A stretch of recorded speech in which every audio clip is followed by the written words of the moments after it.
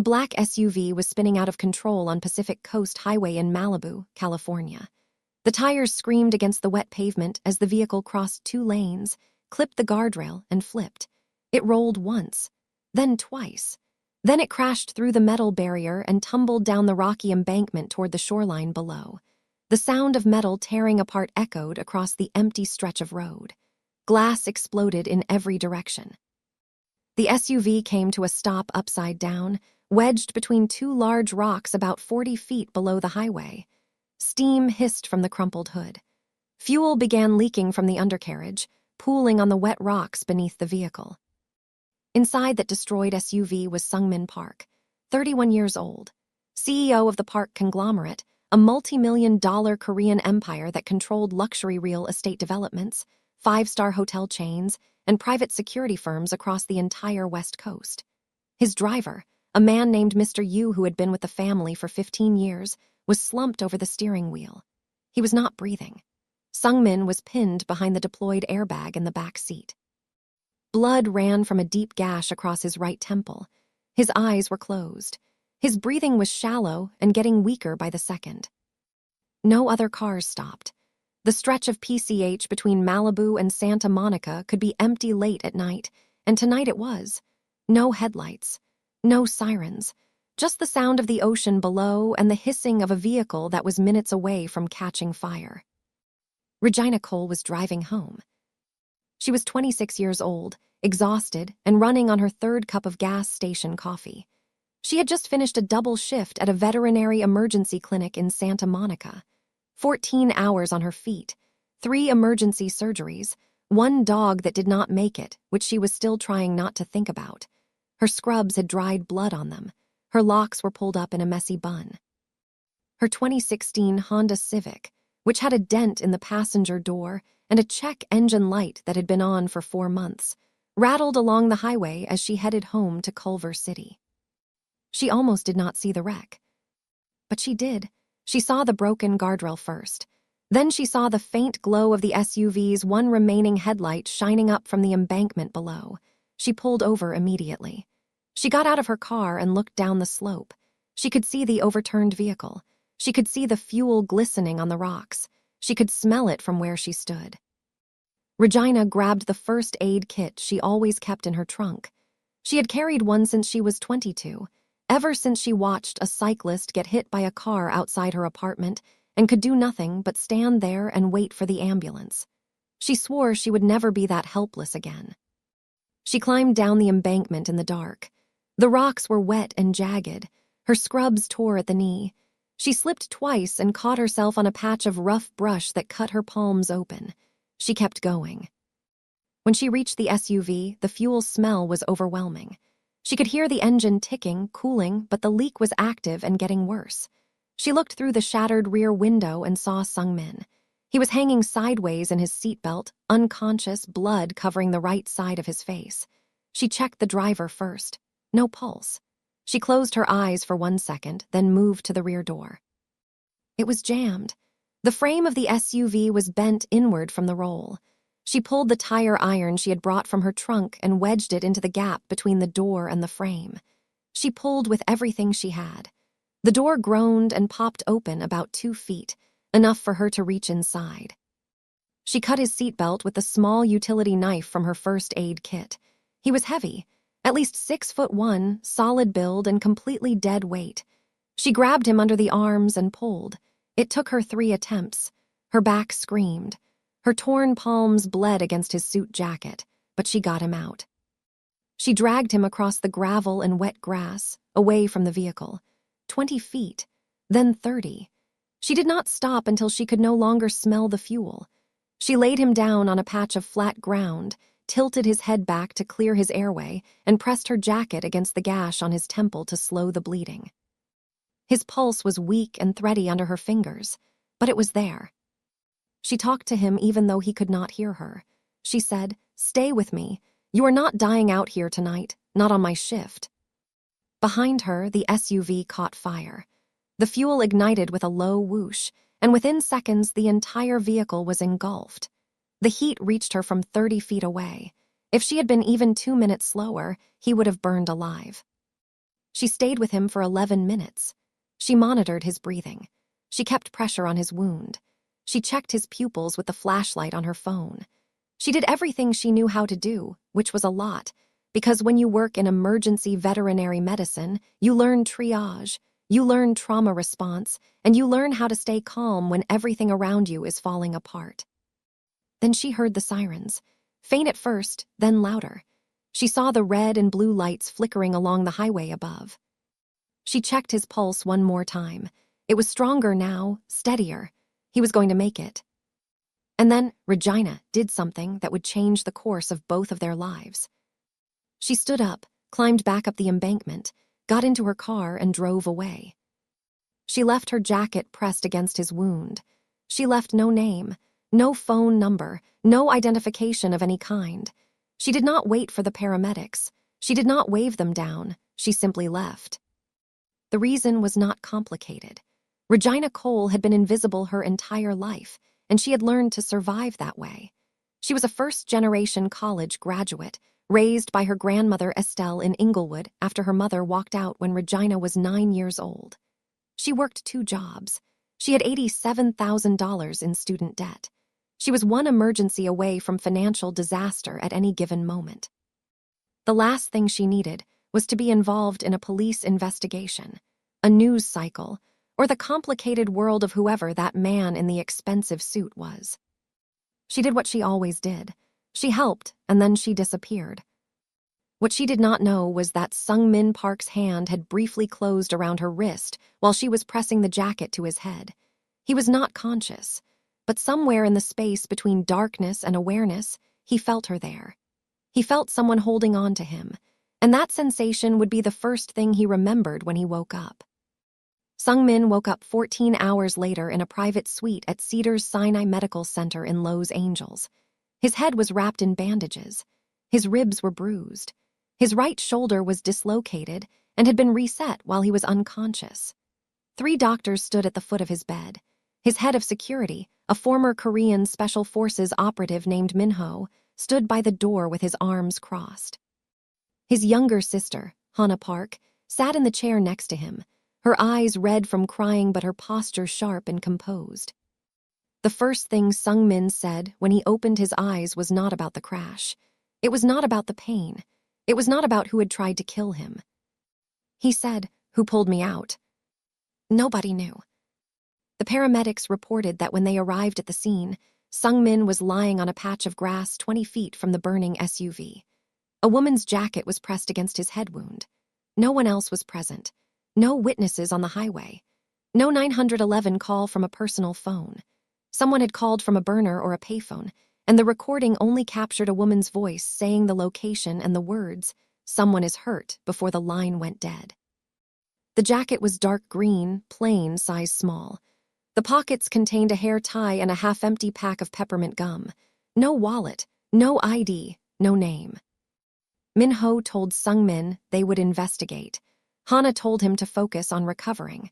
The doctors told him he was lucky to be alive. Sung-min held the jacket in his hands. He could smell cocoa butter and antiseptic on the fabric. He ran his thumb across the collar where the stitching was starting to come loose. A jacket that had been worn hundreds of times, washed until the color faded, kept because it still worked. He made a decision, right there in that hospital bed. He was going to find her. 3 days after the crash, Sung-min checked himself out of Cedars-Sinai against medical advice. The doctors told him he needed at least another week of observation. He thanked them politely and walked out with stitches still fresh across his temple and his right arm in a sling. He went directly to the park conglomerate headquarters on Wilshire Boulevard in Beverly Hills. The building was 40 stories of glass and steel, the crown jewel of the Park family's American operations. He took the private elevator to the top floor, walked into the main conference room, and called a meeting.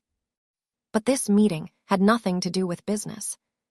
Sung-min sat at the head of the table with the green jacket laid out in front of him. Min-ho stood to his right. 2 members of the security team's intelligence division sat across from them with laptops open. Sung-min's instructions were simple. Find the woman who saved his life.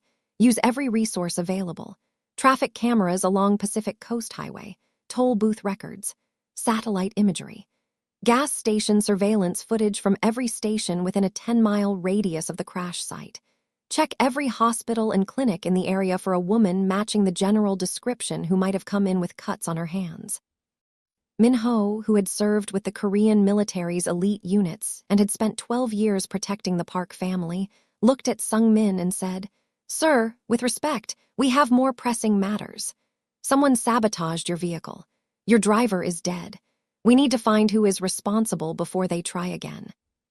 Sung-min did not look away from the jacket. He said, "You can do both." That was the end of the discussion. Meanwhile, 23 miles away in Culver City, Regina Cole was living her life like nothing had happened. She went to work the next morning. She clocked in at the veterinary emergency clinic at 7 a.m. She treated a golden retriever with a bowel obstruction, a cat with kidney failure, and a parrot that had somehow swallowed a button battery. She ate lunch alone in the break room, a peanut butter sandwich and an apple, because her bank account had $340 in it and payday was not until Friday. She went home to her one-bedroom apartment, which was small and old but clean. She had decorated it with plants she propagated herself, thrift store frames with prints she liked, and a bookshelf made of cinder blocks and wooden planks. Her cat, Biscuit, a fat orange tabby she had adopted from the clinic 3 years ago, greeted her at the door by meowing once and then walking away. She showered. She looked at the cuts on her palms, which were healing but still raw. She thought about the man on the embankment. She wondered if he had survived. She had not checked the news. She did not want to know his name or his story or anything about him. That was how she protected herself. She helped, and then she moved on. Her best friend, Joel, did not let her move on. Joel Carter was 27, loud, opinionated, and fiercely loyal. She worked as a bartender at a cocktail lounge in West Hollywood and had the kind of personality that filled every room she walked into. She was also the only person on earth who knew what Regina had done that night because Regina had called her from the car on the way home, shaking and crying, and told her everything. Joel showed up at Regina's apartment that evening with Thai food and a bottle of wine. She sat on Regina's couch, fed Biscuit a piece of chicken, and said, "Gina, I need you to hear me when I say this. That car you pulled that man out of was a Maybach. A Maybach. Do you know how much those cost?" Regina said she did not care. Joel said, "You saved a rich man's life and you just walked away. Girl, that was your lottery ticket and you crumpled it up and threw it out the window." Regina shook her head. She said, "I am not my mother."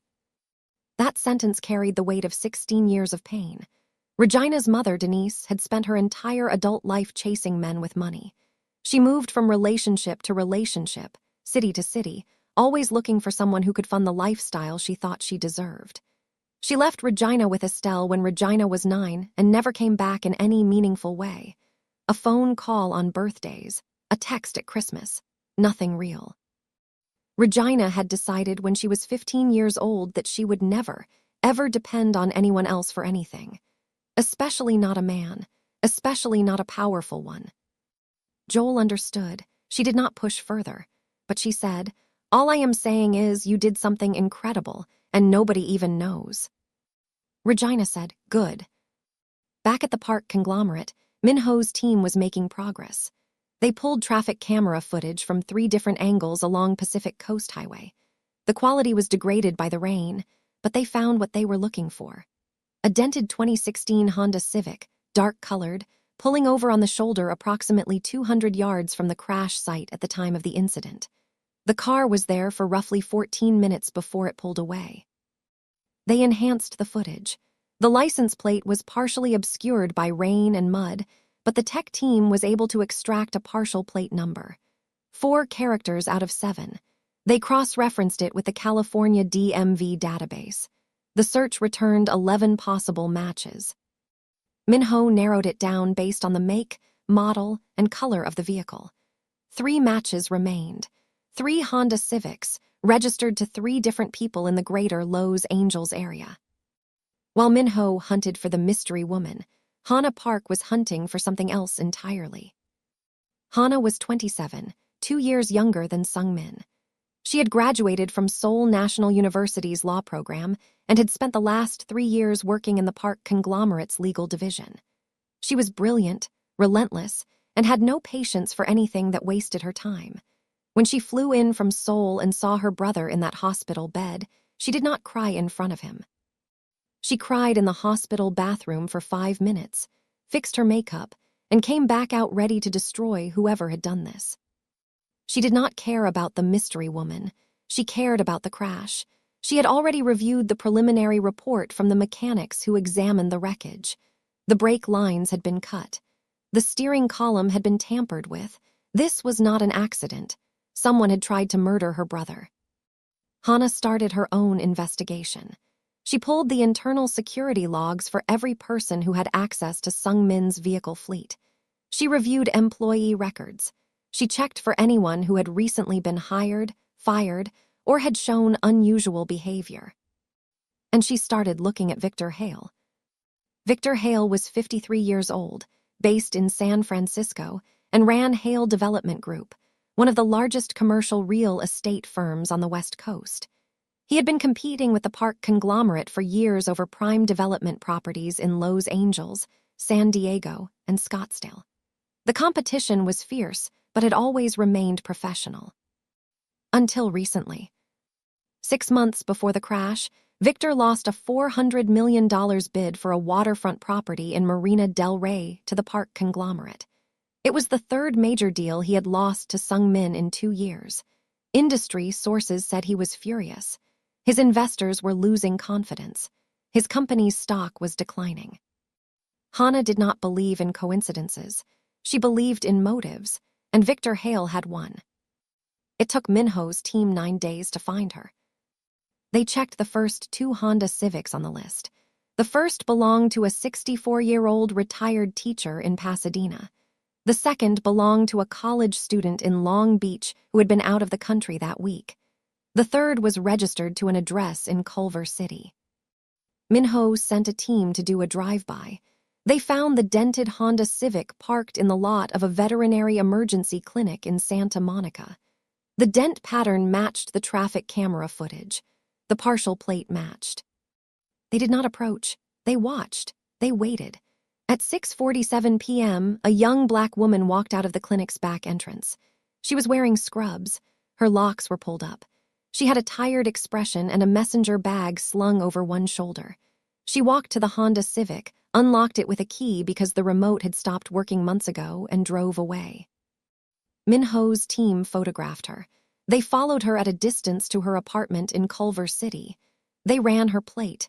They had a name within the hour. Regina Cole, 26, veterinary technician, no criminal record, no social media presence to speak of. Graduated from Cal State LA with a degree in animal science. Currently employed at Pacific Coast Veterinary Emergency in Santa Monica. Annual income approximately $38,000 before taxes. Minho brought the file to Sung-min that night. He laid the photograph on Sung-min's desk in the home office of the Bel Air estate. Sung-min picked it up. He stared at the photo for a long time. Regina was walking across the parking lot, looking at the ground, her face partially lit by the street lamp above her. She looked exhausted. She looked like someone who had been carrying weight for a long time and had stopped expecting anyone to help her carry it. This was the woman who had dragged him out of a burning vehicle, who had kept pressure on his wound, who had stayed with him for 11 minutes and then vanished like she had never been there at all. Minho asked how Sung-min wanted to proceed. He offered to send a representative. He offered to have someone make contact discreetly. Sung-min said, "I will go myself." The next afternoon, a black sedan pulled up outside the veterinary clinic in Santa Monica. Sung-min stepped out. He was wearing a dark blue suit. The stitches on his temple were still visible. His arm was no longer in the sling, but he moved it carefully. 2 security guards stayed in the car.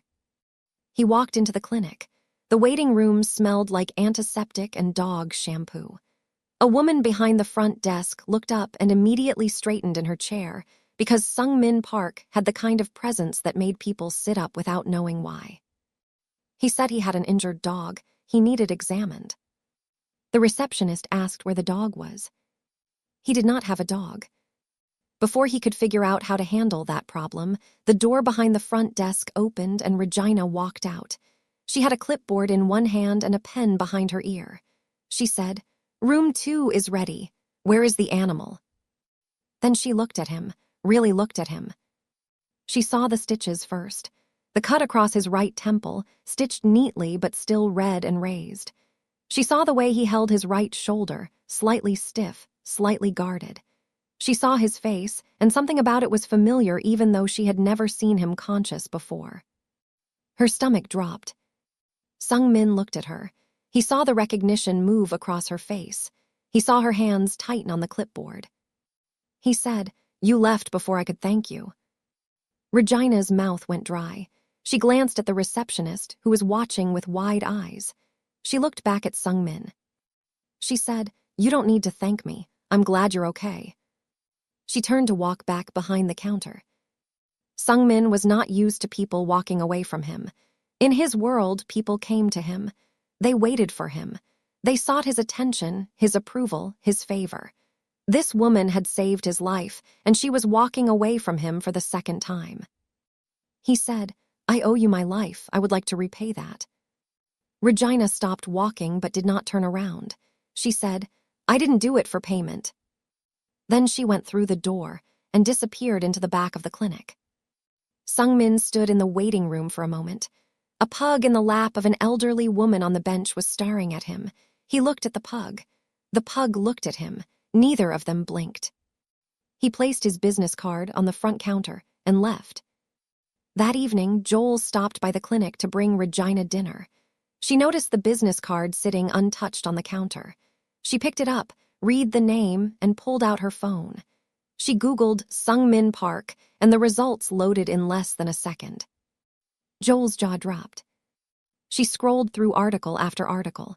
Forbes profiles, Business Insider features, a Bloomberg piece titled "The Young King of West Coast Real Estate." Photos of Sung-min at galas, at ribbon-cutting ceremonies, at press conferences. Net worth estimated at $4.2 billion. Head of the park conglomerate. Youngest CEO in the family's 100-year history. Joel turned the phone's screen toward Regina, who had just come out of the back with her bag. Joel said, "Girl, this is the man you saved." Regina looked at the screen. She read the headline. She saw the number. She said, "Okay." Joel said, "Okay, $4.2 billion and you said okay. And you told him no." Regina picked up her bag and walked toward the door. She said, "I told him the truth." She did not take the business card.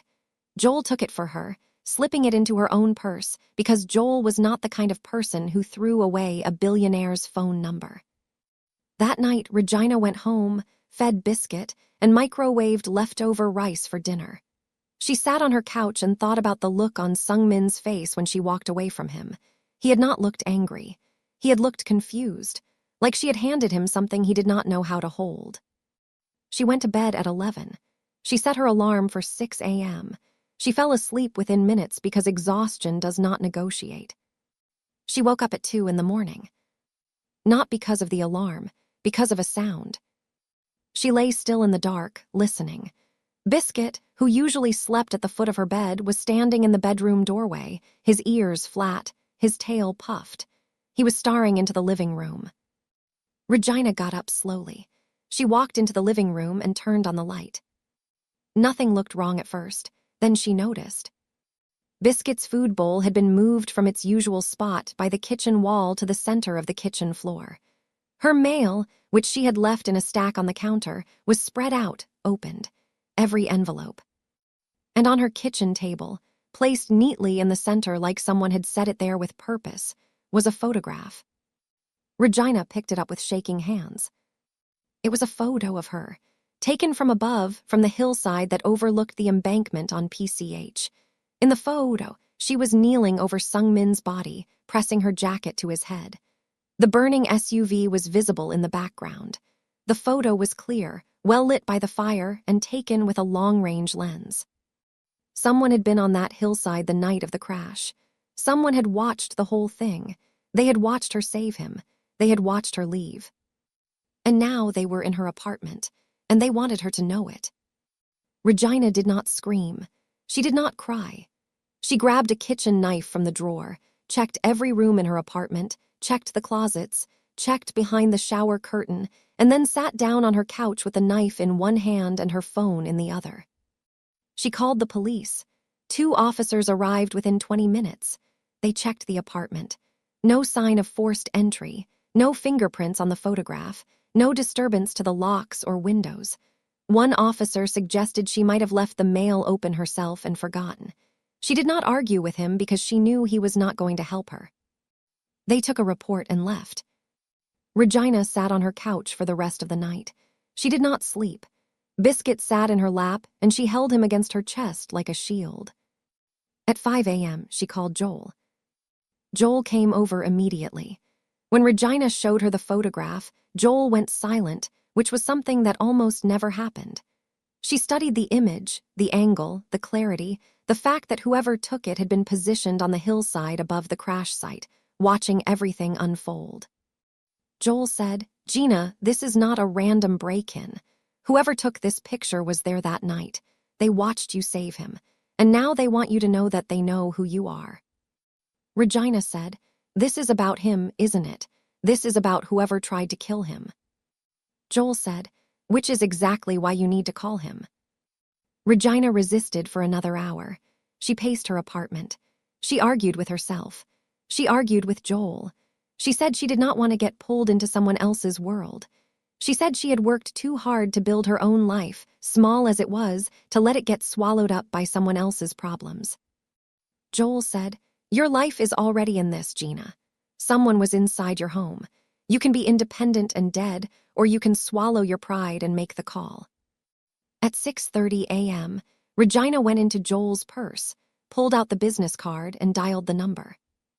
Sungmin answered on the first ring. His voice was alert, which told her he had not been sleeping either. She said, "Something happened. I think it's about you." 20 minutes later, a black SUV pulled up outside her apartment building. Minho stepped out first, followed by 3 members of the park security team. They swept her apartment in under 5 minutes. They photographed the kitchen table, the displaced food bowl, the opened mail. They bagged the photograph. Sungmin arrived 10 minutes after that. He walked into her small apartment, and it looked almost absurd. This man in his tailored clothes, standing in her living room next to her cinder block bookshelf and her thrift store couch. But he did not look out of place the way she expected him to. He looked focused. He looked at the photograph, and his expression went cold. He said, "This confirms it. The crash was arranged. Whoever did it had someone positioned on the hill to watch and confirm. That person saw you pull me out. Now they see you as a loose end." Regina said, "A loose end?" Sungmin said, "Someone who can connect the crash to the people who arranged it. A witness." Regina said, "I didn't witness anything. I just pulled you out of a car." Sungmin said, "They don't know what you saw, and people like this don't take chances." He told her she needed to come under his protection, immediately. She said no. He expected that. He did not push. Instead, he said, "Then let me ask you one question. Do you have anyone who can protect you? Security system, weapons training, anyone who would know if something happened to you before it was too late?" She had Joel. She had Biscuit. She had a kitchen knife. He let the silence do the work.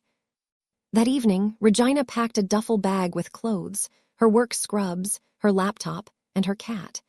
She got into the back of an armored SUV and was driven to the park estate in Bel Air. The estate was on 12 acres behind iron gates that required 3 separate security clearances to open. The grounds were immaculate. The main house was a modern architectural masterpiece with clean lines, natural stone, and walls of glass that overlooked the canyon below. There was a guest house, a pool house, a full security command center, and staff quarters that housed a team of 20. Regina was shown to a guest suite on the 2nd floor of the main house. The suite had a king-size bed, a sitting area, a private bathroom with a walk-in shower and a soaking tub, and a view of the canyon. The room was larger than her entire apartment. She set her duffel bag on the floor. She set Biscuit's carrier on the bed. She stood in the middle of the room and felt completely, overwhelmingly out of place. That first night, she could not sleep. At midnight, she went downstairs to find the kitchen. The house was quiet. The security team rotated outside on a schedule she could hear through the windows, soft footsteps on gravel every 20 minutes. She found the kitchen, a massive space with marble countertops and professional-grade appliances, and she found Sungmin sitting at the island counter. He was drinking tea and reading documents on a tablet. He was wearing a plain black t-shirt and gray sweatpants. It was the first time she had seen him in anything other than a suit, and he looked different. Younger. Less like the man on the Forbes cover and more like someone who could not sleep either. He looked up when she walked in. He said, "There is tea, and I think there is hot chocolate somewhere if you prefer that." She found the hot chocolate. She made herself a cup. She sat across from him at the island counter. They talked. It was not a big conversation at first. It was small. He asked her how long she had been a vet tech. She said 4 years. She told him she wanted to be a veterinarian, had wanted it since she was 12 years old when her grandmother took in a stray dog that had been hit by a car, and she watched the neighborhood vet save its life in a garage because they could not afford the animal hospital. He asked why she had not gone to vet school. She said money. Applications were expensive. Tuition was impossible. She had a stack of applications sitting on her desk at home, filled out, ready to go, and she could not afford the submission fees, let alone 4 years of graduate school. He asked about her family. She told him about Estelle, her grandmother, who still lived in the same house in Inglewood where she had raised Regina. She told him that Estelle was 71 years old, had arthritis in both hands, still cooked Sunday dinner every week, and was the strongest person Regina had ever known. She did not mention her mother. He did not ask. Then she asked him why he was awake. He said, "Because someone tried to kill me 10 days ago, and I don't know who. And the woman who saved my life ran away from me twice, and now she is sitting in my kitchen drinking hot chocolate." She almost smiled, almost. He told her about the pressure of running the conglomerate, not the glamorous parts, the real parts, the board meetings that lasted 9 hours, the constant travel, the weight of being responsible for thousands of employees and their families, the loneliness of being the person everyone looked to for decisions, but no one asked how he was doing. She asked him why he was so determined to find her. He said, "Because you saved my life and you wanted nothing for it, and I have never experienced that before. In my world, everything comes with a price. Everything is a transaction. You pulled me out of a fire and you did not even leave your name. I needed to understand why." She said, "Because you were dying and I was there. That is it. That is the whole reason." He looked at her for a long time after she said that, and something in his expression shifted, like a door opening that he did not know was closed. They talked until almost 3 in the morning. Then she said goodnight and went back to her room. She fell asleep within minutes, and for the first time since the break-in, she felt safe. The days at the Bel Air estate developed a rhythm. Regina refused to stop working. She told Sungmin that if she was going to be stuck in his world, she was going to keep living in hers. He arranged for an armored vehicle to take her to and from the veterinary clinic every day. 2 security guards were assigned to her at all times, positioned outside the clinic during her shifts and outside the estate at night. She hated it at first. She told Sungmin she felt like a prisoner with nicer furniture. He listened without arguing and then adjusted the arrangement. He told the guards to keep more distance. He told them to dress casually so they would not draw attention. He asked Regina what else he could do to make her comfortable. She said, "You could stop having people follow me." He said, "I cannot do that." She said, "Then stop asking what you can do." But she did not leave. Sungmin started driving her to work some mornings. Not personally driving, because Minho was always behind the wheel, but sitting in the back seat with her. He said it was because the route was on his way to the office. It was not. During those car rides, they talked. Every morning the conversations got a little longer, a little deeper. She learned that he read Korean poetry before bed, a habit his mother had given him before she passed away when he was 19. He learned that she sang under her breath when she was nervous, always the same song, a Stevie Wonder track her grandmother used to play on Sunday mornings. He asked her about her favorite cases at the clinic. She told him about the three-legged pit bull she had treated last year who now lived with a retired firefighter in Pasadena.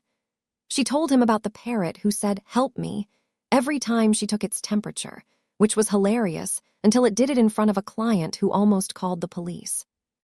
He laughed. She realized she had never heard him laugh before. It changed his entire face. 2 weeks into her stay at the estate, Sung-min showed up at the veterinary clinic one afternoon. He was not there for a car ride. He was standing in the parking lot next to the armored SUV, holding a dog. The dog was a mess. Medium-sized, mixed breed, with matted fur, a broken front leg, and skin irritation covering half its body. It was trembling violently. Sung-min was holding it against his chest, and the dog was pressed into his suit jacket, which was now covered in dirt and fur. He said, "I found it near a construction site in Santa Monica, one of my hotel developments. It was under a dumpster." Regina looked at him. This man, this CEO of a billion-dollar empire, was standing in her clinic parking lot holding a trembling, filthy dog wrapped in what was clearly a very expensive jacket. Something in her chest shifted. She did not name it, but she felt it. She took the dog inside. She worked on it for 2 hours. She splinted the broken leg, cleaned and treated the skin condition, administered fluids and medication, and wrapped the dog in a warm blanket. By the time she was done, the dog had stopped trembling and was asleep on the exam table. Sung-min had waited the entire time. He was sitting in the waiting room, his suit jacket ruined, scrolling through emails on his phone but not actually reading any of them. When Regina came out, she said, "He is going to be okay. He needs rest and consistent care for the next few weeks." Sung-min said, "What is his name?" She said, "He does not have one. He is a stray." Sung-min thought about it and said, "Lucky." Regina looked at him with an expression that was somewhere between affection and disbelief. She said, "That is the most unoriginal name in the world." He said, "It is accurate." They kept Lucky. The dog went home to the Bel Air estate that night and was set up in a recovery area that Sung-min had his staff prepare within an hour. Within 3 days, Lucky was following Sung-min around the house. Within a week, Lucky was sleeping on Sung-min's bed, which Min-ho found deeply unprofessional and Hana found hilarious. One evening, about 3 weeks after Regina had moved into the estate, they were sitting on the terrace that overlooked the canyon. The sun had set. The city lights were spread out below them like a second sky. Lucky was asleep between their chairs. The conversation had gotten quiet, not uncomfortable, just still. The kind of quiet that only happens between two people who have stopped performing for each other. Sung-min reached over and tucked one of her locks behind her ear. His fingers brushed the side of her face. She did not pull away. She turned toward him slightly. Their faces were inches apart. His phone rang. It was Hana. The moment broke like glass. Sung-min answered the phone. His expression changed immediately. He stood up and walked to the edge of the terrace, speaking in rapid Korean. Regina watched him. His shoulders were tense. His free hand was clenched at his side. When he hung up, he turned to her and said, "Hana found something." Hana had traced a wire transfer from a shell company linked to Victor Hale to a private military contractor named Eric Soren. The transfer was made 2 weeks before the crash. Eric Soren was ex-military, 41 years old, with a history of private security work that bordered on mercenary activity. He had been in the Malibu area the night of the crash. His phone records placed him within half a mile of the PCH location at the time of the incident. Eric Soren was the man on the hillside. He was the one who had sabotaged the SUV. He was the one who had taken the photograph of Regina. And according to Min-ho's surveillance team, Eric Soren had not left Lowe's Angels. In fact, for the past 3 days, the same vehicle had been parked within sight of the veterinary clinic in Santa Monica. Watching, waiting. He was watching Regina. Everything changed after that night. Sung-min doubled the security around the estate and around the clinic. He wanted Regina to stop going to work entirely. She refused. They argued about it, their first real argument, and it was not pretty. She said, "You do not get to make decisions about my life. I have been taking care of myself since I was 9 years old. I am not going to stop now because some man with a camera is parked outside my job." He said, "This is not about independence. This is about staying alive." She said, "If I stop living my life because of fear, then they have already won." He looked at her and she could see it in his eyes, the thing he was not saying. He was afraid, not for himself, for her. And that fear was something he did not know how to handle because Sung-min Park had built his entire life around control, and this was something he could not control. She went to work the next day, and the day after that, and the day after that. On Wednesday evening, she was leaving the clinic with her 2-guard detail. They walked to the armored SUV in the parking lot. She was tired. She was thinking about Lucky's follow-up treatment. She was thinking about whether there was any of the pasta that the estate's chef had made the night before left in the fridge. She was not thinking about the 2 vehicles that turned into the parking lot at the same time and boxed in the SUV from both sides. It happened fast. Both vehicles stopped, blocking the SUV's front and rear. 4 men got out. They moved with military precision. They disabled the security guards quickly, using tasers and physical force. The guards were trained, but they were outnumbered. One of the men smashed the SUV's rear window with a crowbar. Another spray-painted a message on the hood in large red letters, "Walk away or bleed." They did not touch Regina. They did not grab her or threaten her directly. They made her watch. Then they got back in their vehicles and drove away, the whole thing lasting less than 90 seconds. Regina was standing in the parking lot when it was over. Glass was in her hair from the shattered window. The security guards were on the ground, disoriented but conscious. The red paint on the SUV hood was dripping in the evening light. She did not run. She did not scream. She sat down on the curb, put her hands on her knees, and tried to breathe. Sung-min arrived before the police did. Min-ho drove. They covered the distance from Bel Air to Santa Monica in 14 minutes, which should have taken 30.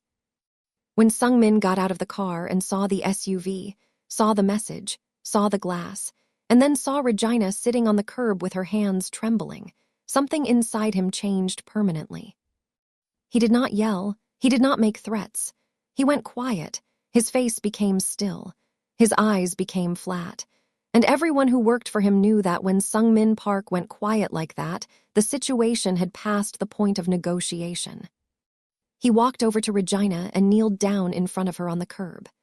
Right there, in the parking lot, in front of his security team, in front of the gathering crowd of clinic staff and passersby, the most powerful man in the Park Empire kneeled on the asphalt and put his arms around her.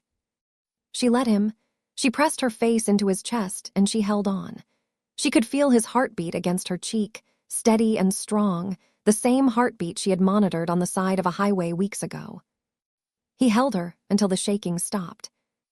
That night, back at the estate, Regina sat on the edge of her bed and looked at the wall and tried to figure out what her life had become. Sung-min knocked on her door. She let him in. She said, "I don't want to be a weakness for you. I don't want to be the thing your enemies use to get to you." He said nothing. She said, "Maybe I should disappear again, like I did that night. Maybe that is the safest thing for both of us." He sat down next to her. He was quiet for a moment. Then he said, "You disappeared once. I spent everything I had to find you. If you disappear again, I will spend everything again. And again, every single time. Do you understand me? Every time." She looked at him. His eyes were completely serious. There was no negotiation in them, no flexibility, just a statement of fact as clear and absolute as gravity. She stayed. Over the next 2 weeks, Sung-min and Hana built their plan. They were going to take down Victor Hale, but they were going to do it the Park family way, not with violence, not with threats, with strategy, with precision, with evidence so overwhelming and public that Victor would never recover. Hana had been compiling a case, wire transfers, phone records, Eric Soren's military background and his connection to Hale's shell companies. Security footage from the parking lot attack. The photograph left in Regina's apartment. Every piece of evidence, legally obtained and meticulously documented. But they needed one more thing. They needed Victor to incriminate himself directly. Sung-min arranged a high-profile business summit at the park conglomerate's newest luxury hotel property in Scottsdale, Arizona. He invited every major real estate player, investor, and financial media outlet on the West Coast. He framed it as a collaboration initiative, a signal that the Park family wanted to partner with competitors rather than fight them. He invited Victor Hale personally, a handwritten invitation on Park conglomerate letterhead. Victor accepted. Of course he did. He was arrogant. He believed Sung-min was weakened by the crash, distracted by the mystery woman, and ready to be outmaneuvered.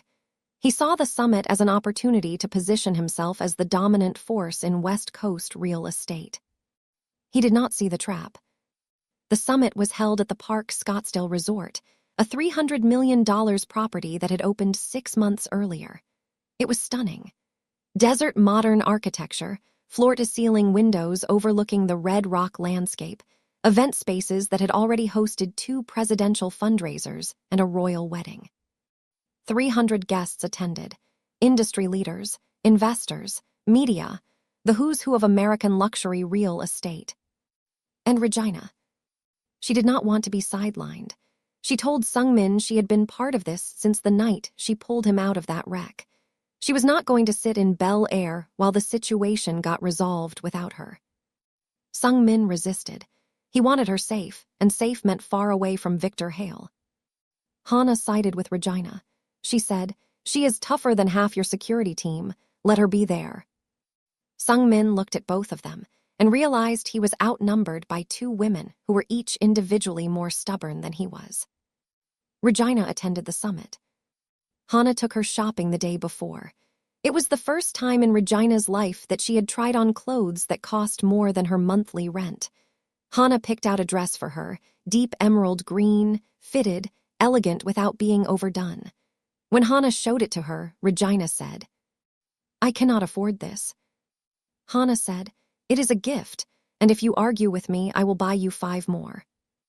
The evening of the main gala event, Regina walked into the ballroom of the Scottsdale Resort and conversations slowed. She was not trying to make an entrance. She was not performing. She was just walking, in a green dress with her locks down past her shoulders for the first time since she had arrived at the estate, looking like someone who had decided to stop being invisible. Sung-min was across the room in conversation with 2 investors from New York. He turned when the energy in the room shifted. He saw her. For 2 full seconds, the CEO of the park conglomerate did not move, did not speak, did not blink. He just looked at her. Then he crossed the room. The summit sessions ran for 2 days. During that time, Hana engineered a private meeting between Sung-min and Victor Hale, just the 2 of them in a conference room on the resort's top floor. Sung-min played his part perfectly. He was calm, measured, accommodating. He discussed a potential joint venture on a property development in Newport Beach. He asked Victor's opinion on market trends. He treated Victor like an equal, which was something Victor's ego desperately craved. Victor relaxed. He got comfortable. He started talking. He referenced properties that he should not have known were available, properties that had only become available after the park conglomerate's stock dipped following Sung-min's crash. He mentioned timelines that matched the period of instability perfectly. He hinted at having advanced knowledge of market shifts. Meanwhile, Hana had obtained a court order based on the compiled evidence. Recording devices were placed in the conference room under full legal authorization. Everything Victor said was being captured. Then Victor made his fatal mistake. He mentioned Eric Soren by name, not directly, not as a confession, but in the context of reliable operators who could clear obstacles in the development world. He said, "Sometimes the road to a good deal has a few bumps in it, doesn't it, Sung-min?" And he smiled. Sung-min did not react. He smiled back. He shook Victor's hand. He walked out of the conference room, went directly to Hana and said, "We have everything." That night, after the summit sessions ended, Regina was alone in her hotel suite. She had changed out of the dress and was in sweats, sitting on the bed with Lucky, who Sungmin had insisted on bringing to Scottsdale because the dog had separation anxiety. Her phone buzzed with a text from Joel that said, "Send me pics of the hotel room or I will never forgive you." There was a knock on the door. She assumed it was Sungmin. She opened the door. It was not Sungmin. A man she had never seen before was standing in the hallway. He was tall, lean, with close-cropped blonde hair and pale blue eyes that looked like they had been emptied of something essential a long time ago. He was wearing a dark jacket and had his hands in his pockets. His expression was calm, almost bored. He said, "Ms. Cole, my name is Eric Soren. Victor Hale would like to make you an offer. You should listen." Regina's first instinct was to slam the door. Her second instinct was to scream. She did neither. She looked at Eric Soren, the man who had sabotaged a car and killed a driver, the man who had stood on a hillside and photographed her saving a stranger's life, the man who had broken into her apartment and rearranged her things to let her know he could reach her any time he wanted, and she did not flinch. She said, "Talk." Eric said Victor Hale was offering $5 million. Cash, untraceable. All she had to do was leave the country, change her name, never contact Sungmin Park or anyone in the Park family again. Disappear permanently the way she had disappeared that night on the highway. She was good at disappearing. All she had to do was do it one more time. Then he added casually, like he was mentioning the weather, that if she declined, things could become difficult for her grandmother. Estelle Cole, 71 years old, lived alone in Inglewood, arthritic hands, no security system. That was the line. Everything in Regina's body went hot, not with fear, with rage, pure, focused, volcanic rage. This man was standing in front of her, threatening the woman who had raised her, the woman who had worked double shifts as a hospital janitor to keep the lights on, the woman who had braided Regina's hair every Sunday morning and told her she was going to be something, the woman who was everything.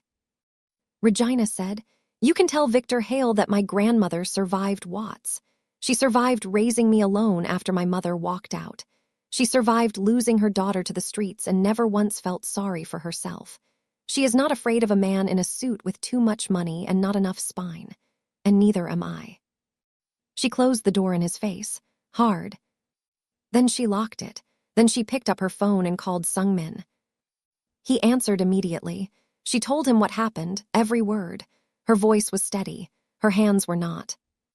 Within 30 minutes, Minho dispatched a full security team to Inglewood to surround Estelle Cole's house. Within an hour, Estelle was on the phone with Regina, irritated about the strange men in suits standing on her front lawn but otherwise fine. Estelle said, "Baby, there are men outside my house who look like Secret Service agents. What did you do?" Regina said, "I'll explain everything, Grandma, just let them stay, please." Estelle said, "They better not step on my roses." Sungmin came to Regina's suite 20 minutes after her call. He brought Minho. He brought Hana. He brought the full weight of the Park family's resolve. He looked at Regina and said, "Are you okay?" She said, "I am angry." He said, "Good, hold on to that." The next morning was the final day of the summit. The ballroom was full. 300 guests, plus press, plus the cameras that Hana had arranged for what was about to happen. Sungmin took the stage. He was wearing a charcoal suit. The scar on his temple was visible. He did not hide it. He stood at the podium, looked out at the room full of the most powerful people in West Coast real estate, and he spoke. He did not raise his voice. He did not rush. He spoke the way he always did, with calm precision, with absolute control, with the quiet authority of a man who had been planning this moment since the second he woke up in that hospital bed. He presented the evidence, all of it. The wire transfers from Victor Hale's shell company to Eric Soren. The phone records placing Soren at the crash site. The forensic analysis of the sabotaged vehicle. The photograph found in Regina's apartment. The surveillance footage of Soren watching the veterinary clinic. The recording from the conference room the previous day. Victor Hale's own voice, referencing Soren by name, referencing clearing obstacles, referencing property opportunities that only existed because of the crash. The room was silent. 300 people and not a single sound except Sung-min's voice. He said, "Victor Hale orchestrated an attempt on my life. He employed a private military contractor to sabotage my vehicle, which resulted in the death of my driver, Mr. Yu, a man who served my family with loyalty for 15 years. He then terrorized an innocent woman whose only involvement in this situation was that she stopped on the side of a road and saved a stranger's life." He paused. He looked at Victor Hale, who was seated in the third row. Victor's face was gray. His hands were gripping the armrests of his chair. Sung-min said, "Every piece of evidence I have presented has been submitted to the FBI and the SEC as of 6 o'clock this morning. This is not an accusation. This is a notification." The room erupted. Voices, phones ringing, chairs scraping as people stood. Victor's lawyers grabbed him by the arms and pulled him toward the exit. Victor was trying to speak, trying to say something, but no words were coming out. He looked like a man who had just watched the ground open beneath his feet. 30 minutes later, Eric Soren was arrested by federal agents in the hotel lobby. He did not resist. He walked out in handcuffs with the same empty expression he had worn when he knocked on Regina's door. 2 hours after that, Victor Hale was arrested at the Scottsdale airport as he attempted to board a private jet. The footage of his arrest, captured by the media that Hana had strategically invited to the summit, was on every news channel by noon. By evening, it was over.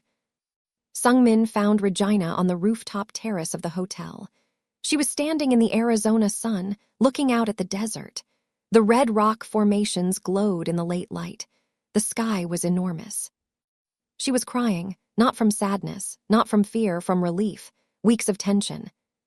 Weeks of looking over her shoulder, weeks of pretending she was fine when she was terrified, all of it coming out at once. Sung-min stood beside her. He did not speak right away. He let the silence exist. He let her feel what she needed to feel. Then he said, "You saved my life on that highway. You changed everything. And I need you to know that I am in love with you. Not because you saved me, because of who you are, every single day, the way you fight for everything, the way you refuse to be anyone other than who you are, the way you held a kitchen knife and sat on your couch all night because you refused to be afraid." Regina wiped her eyes. She turned to him. She said, "I have been in love with you since you walked into my clinic holding that dirty dog wrapped in a jacket that probably cost more than my car." He laughed, that laugh again, the one that changed his face. He kissed her, right there on the rooftop, with the Arizona desert stretching out in every direction and every threat finally, completely, permanently gone. 6 months later, everything was different, and everything that mattered was exactly the same. Regina was enrolled at the UC Davis School of Veterinary Medicine, one of the top veterinary programs in the country. She had applied on her own. She had written her personal statement about the night she watched a neighborhood vet save a stray dog's life in a garage in Inglewood and knew she had found her purpose. She submitted her applications with money she had saved from 6 months of overtime shifts. She earned a full scholarship. When the acceptance email came through on a Tuesday afternoon, she was sitting in the kitchen of the Bel Air estate eating cereal. She stared at her phone for 30 seconds, then burst into tears. She called her grandmother before she called anyone else. Estelle said, "I knew it. I have been knowing it since you were 12 years old and you cried when that dog on the street had a hurt leg. You were always meant for this, baby." Sung-min offered to pay for everything. Tuition, books, housing, all of it. She said no. He was not surprised. She had her own apartment near the UC Davis campus in the Sacramento area. It was small, clean, and hers. She had Biscuit. She had a new cinder block bookshelf that Joel said was a cry for help, but Regina thought was perfectly functional. She had a study schedule that was grueling and a workload that was intense, and she loved every second of it. Sung-min visited on Wednesdays, every Wednesday. His schedule at the park conglomerate was demanding, packed with meetings, negotiations, international calls, and development projects. But somehow, every single Wednesday, his calendar showed a mysterious block of time in the afternoon that Min-ho could not account for.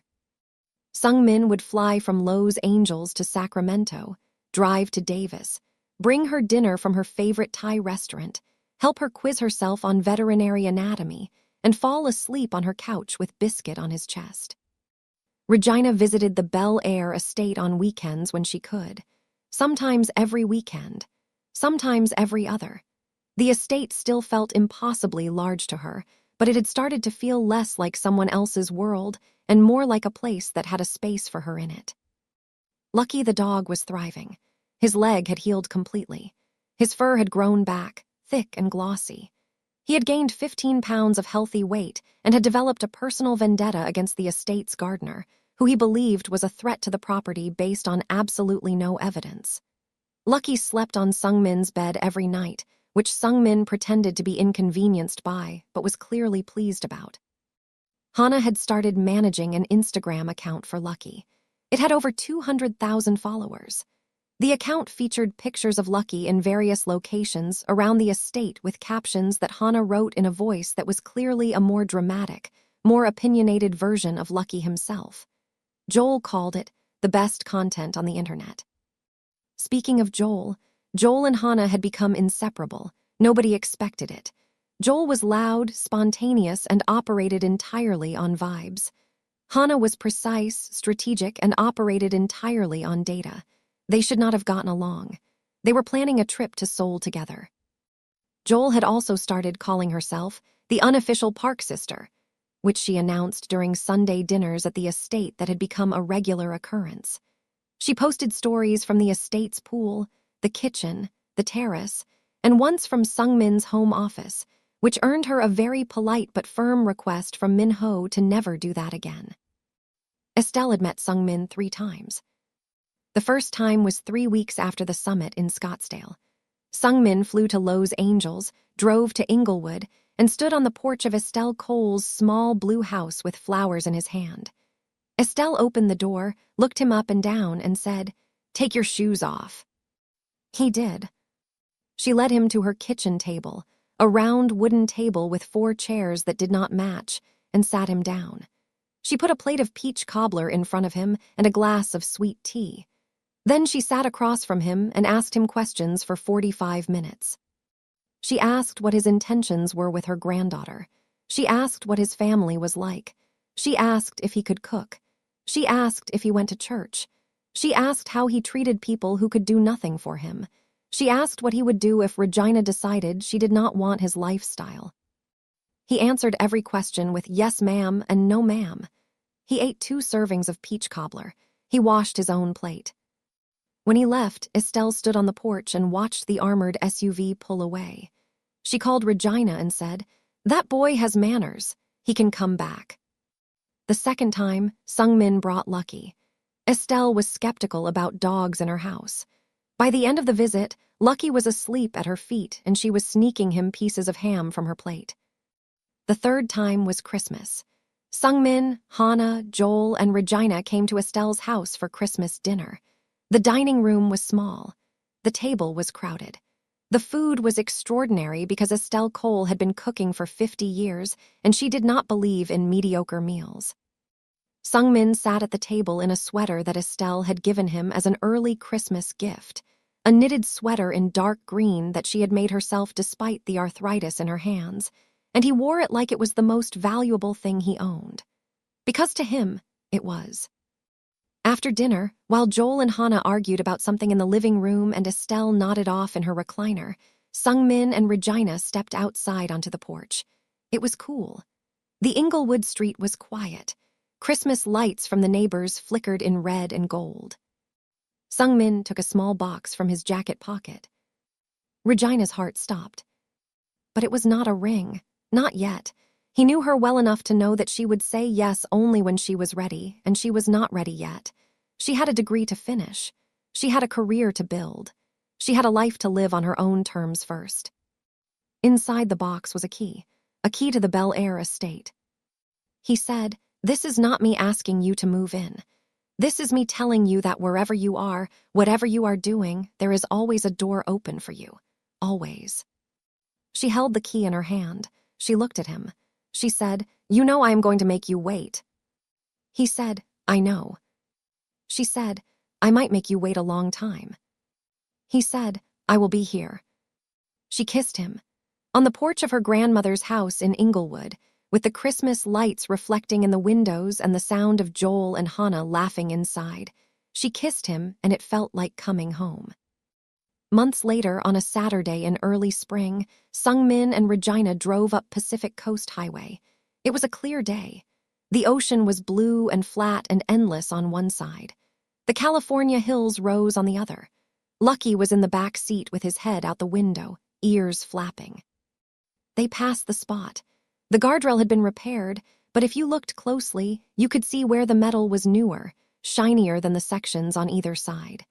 A small scar on the highway that most people would never notice. Regina noticed. She looked at the guardrail, then she looked at Sungmin. He was already looking at her.